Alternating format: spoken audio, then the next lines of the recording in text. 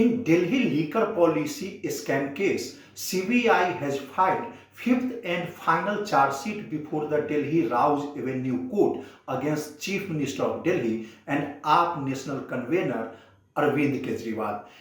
In the charge sheet, CBI has named two names. One is Mahadev Naik and another is Satya Vijay Naik, who had contested Goa Assembly election 2022 on AAP tickets.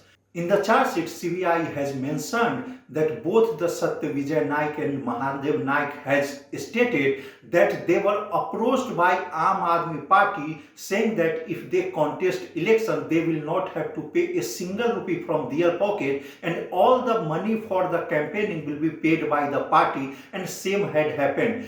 CBI has specifically mentioned that Satya Vijay Naik has confirmed that he had received all the money in cash from the Aam Aadmi Party, which was used by him during the poll campaign. It means that statements of Mahadev Naik and Satya Vijay Naik will be very crucial during the trial against accused Arvind Kejriwal. Meanwhile, Supreme Court has also reserved its order on the bail plea of Arvind Kejriwal. Mukesh Kumar for Prudent.